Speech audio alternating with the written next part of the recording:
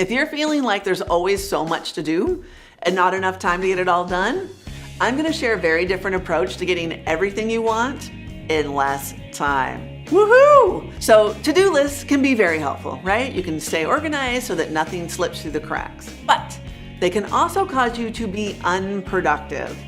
Entrepreneurs often use their to-do list as a weapon against themselves, making themselves feel this adrenaline rush about all the things they have to do. It's like, look at that long list. Instant overwhelm. Our most potentially peaceful moments are interrupted by a sudden thought about, I have to remember to do that later, or like, lists are scattered all around the house, your office, your computer, in your head, all the things that have to be done this week, this month, this year, in this lifetime. I'm actually getting stressed out just saying that. It's exhausting.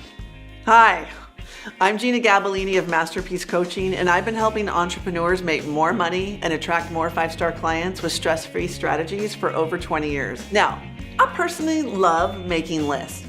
They get actions out of my head and onto paper, but I am not a slave to my list. I used to be. I use them to remind me of ideas and inspired actions that I'll get to when the time is right. But there was a time when those lists caused me great anxiety. I felt I would never get it all done. And therefore, I couldn't relax and I couldn't be successful.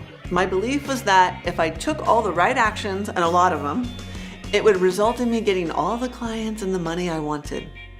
Luckily, I had 2 coaches who set me straight. The first thing they said was, you gotta be present. And then finding peace comes from within, not the circumstances outside of me. It was a huge struggle for me to let go of the anxiety of trying to control my life and judging myself by how productive I was. Maybe that's what it's like to kick any addiction. I didn't know what to do with myself if I wasn't taking care of everything and everyone and not being a production maniac. Racing around physically and mentally until you drop from exhaustion is not exactly a fulfilling way to live. A lot of my clients complain about this disease. They continually try to figure out what their next action is to get results. And how do you know if you have this disease? Here's the common symptoms. You're not trusting that what you're doing is enough. Or you feel guilty about what you aren't getting done. You're not taking enough time to really chill out. You'll notice health issues or weight gain. Or you'll feel totally out of balance, but you don't feel the permission to stop what you're doing to find that balance. Or you might feel like there's no way to stop all the doing because nobody else can take care of all the stuff. And there's also a feeling of an inability to be present. If you're at home, you think about work. And if you're at work, you think about the stuff that needs to happen in your personal life. Or you keep thinking that if you just get more organized, you'll be able to get it all done. Or you're just tired. A lot. So what would it feel like to loosen your grip about needing to get it all done? What would it feel like to sit in joy even when things aren't done? What if you stopped trying to figure out the perfect actions to take? What if you paid yourself first with time spent just for you? It's only when you have space in your life that clarity on the right and perfect actions for your business and life magically appear. And if you feel the pressure of not doing enough, I dare you to let go of the to-do list and the guilt. To-do lists have their place, but I like to choose no more than 3 to 6 things to focus on each day.